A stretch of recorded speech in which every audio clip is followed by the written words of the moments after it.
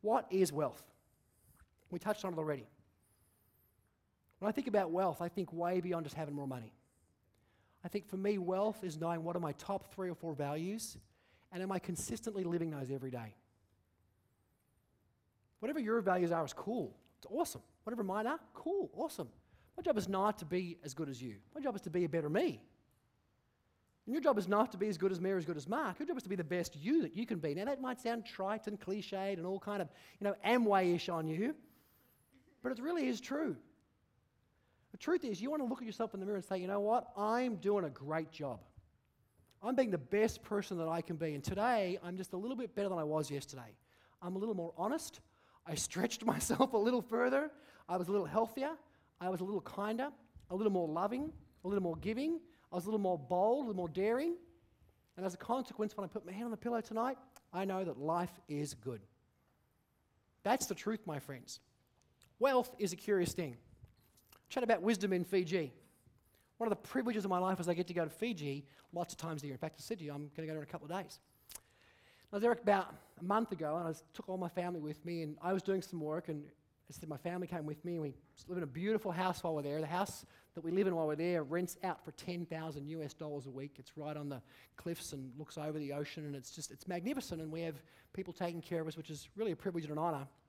And I bring the right family with me. And Wisdom is 2, so he needs some engagement, right? He doesn't want to stay in a beautiful house all day. He doesn't care about, the gorgeous house. He wants to go play, so we have a nanny for him. Now, at home with my son, when I take him to daycare, the daycare lady has to have a degree, and she has to have, public health regulations, and she has to have security, and she has to be screen tested and have a blue card. Because all those things on display, and we screened her and interviewed her, and there's a security doors and locks on the doors, and when I go drop him off, it's fantastic because she knows who I am and I know who she is, and we have to sign him in and what time and so on, a particular form and so on. And if ever somebody goes to pick up Wisdom from daycare, because I can't do that, have to ring in advance and send them through ID and say this person's coming to pick them up and please check their ID and so on. It's a great system. Makes me feel safe. When Wisdom plays at home in our front yard, I have to make sure that the front garage door is locked and that the gate is locked so he can't go on the street and so on, and I have to make sure the front door is closed because I want to keep him safe and secure. Is to be safe and secure a good thing? If you've got children, say yes. Yeah, because there's crazy people out there. And that's, you want to be careful.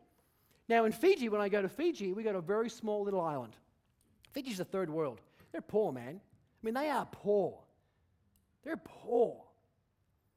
Most of the villages that we deal with and work with, they have electricity, but only just. It's like a little generator. They don't have running water. They don't have TVs. They don't have indoor bathrooms. They're poor.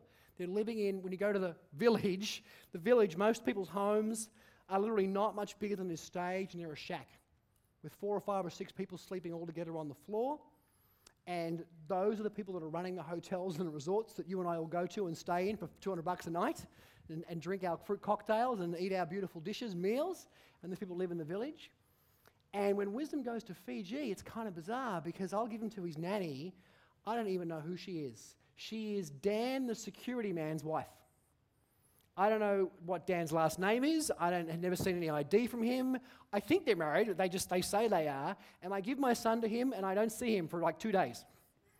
And people say, "Where's your son?" And I say, "He's in the village."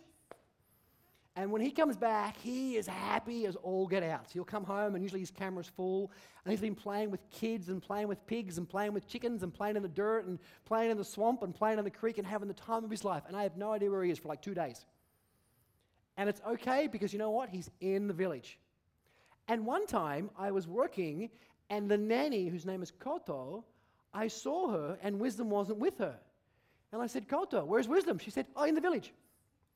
She'd just given him to someone else to look after. And I'm like, "Cool, no worries." I went back to work. And it made me think, you know what? Who's wealthy here? Is it me or her? I'm not quite sure. If you have kids or someone you think is precious and you love, sometimes it's a little confusing. Because I think that I'm rich and I'm told that I'm rich, but I don't know. Wisdom has a lot more fun there than he does here. There's a lot more freedom there than there is here. There's a lot less stress there than there is here. Just something to think about. I'd be surprised if even half of you in this room even knew your neighbour's name, let alone felt safe with giving them your children for a day or two. Now, some of you are happy to give your children to anybody at any time just to get rid of them. That's a different conversation. But But I just want you to think about that. What really is wealth? And here's what I would say wealth is, my friends. Wealth is nothing more than a feeling. Wealth is a feeling. It's an emotion. And the creation of that is almost entirely determined by about 4 inches of real estate. And that 4 inches of real estate is right here. Every single person in this room, you know intellectually that success is 80% in your head, success is 80% psychology, and 20% mechanics. How many of you know that to be true? Throw your hands in the air nice and high and say yes. We know this is true. Every book that you and I have all read says this. Is this true, yes or yes? And not just the new modern pop culture ones, the ones we pay $30 for at Barnes & Noble, or the ones we pay for at Dymocks or whatever. All the classics say the same thing. We could go way back to some good books, one of them called The Good Book, and it would say the same thing. Success is 80% who you are. Psychology is a fancy word for who I am.